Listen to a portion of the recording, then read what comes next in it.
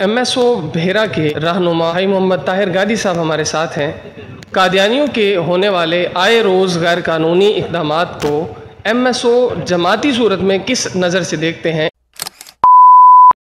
जिस तरह आपको पता है कि MSO का जो नुक्ता नज़र है वो बिल्कुल वाज़ेह है। जो कानूनी तौर पे कादियानी गैर कानूनी तामीरात कर रहे हैं उसको जितनी जल्दी हो सके जो इंतज़ामिया को उनसे मुतालबा करते हैं कि उसको रोका जाए।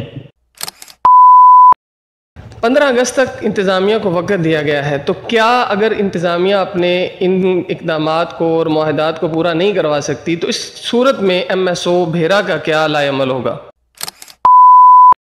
15 अगस्त तक अगर इंतज़ामिया इस पर अमल दरामद नहीं करवाती तो हमारा मौक़ा बिल्कुल वाज़ेह है कि हम मुख्तलिफ़ उलमाए कराम जो हैं उनके साथ मिल के लाएअमल अपनाएँगे और अपनी क़यादत से मशवरा करके जो भी लाएअमल होगा हम उस पर अमल करेंगे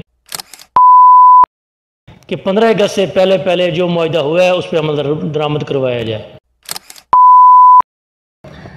MSO भेरा का भी मौक़िफ़ आपने सुन लिया है। अब देखते हैं 15 अगस्त तक, और 15 अगस्त के बाद जो होगा वो आप सबके सामने होगा।